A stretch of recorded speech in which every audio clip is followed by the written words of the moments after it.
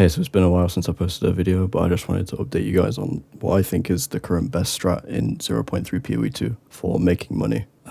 With the introduction of Abyss and the desecration modifiers, this one's been added where Abysses have additional pits and areas overrun by Abyssal. And if you don't know what this means, it basically forces all the natural inhabitants of the map to spawn on top of Abysses. And the way that Abyss works is that when a monster is killed on an Abyss, it respawns the monster. So let's say we have 2 rare monsters and then a bunch of white mobs on an Abyss. We kill that.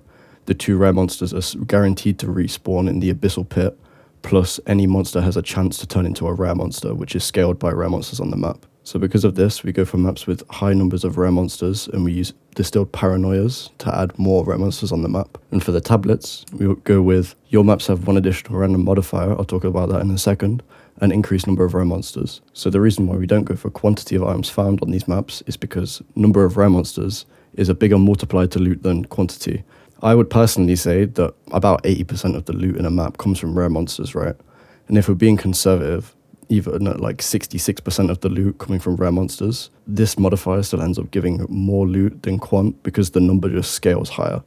So this goes up to 15, quant goes up to 7, so this is over double at the high end. Also this patch, extra modifiers on maps grant rare monsters, magic monsters, pack size and rarity, so every modifier we get is giving more juice to the map, which is then increased by this node right here. So each modifier is not only adding additional mods like rarity and pack size, it's also increasing itself with this mod. Alongside the fact that more pits is just more monsters and more money, right? The increased amount of pits makes it so that there's a higher chance that these additional cleansed monster packs respawn on top of an Abyss, therefore they can be respawned again. So I'm not 100% sure on this, I'm not sure if it's been confirmed. From my anecdotal experience, it seems like the increased rarity and quantity drops that you get from the base cleansed monsters seems to be respawned in the Abyss and they seem to keep it. So like when I'm running cleansed maps, I seem to get way more money than when I don't. And because of that, I typically just run minimum of 2 towers on a cleanse zone, and that's what you'll be seeing.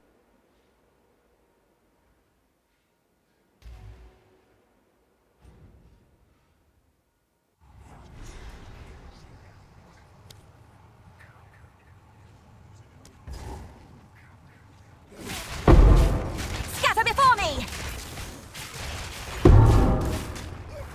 None can oppose me.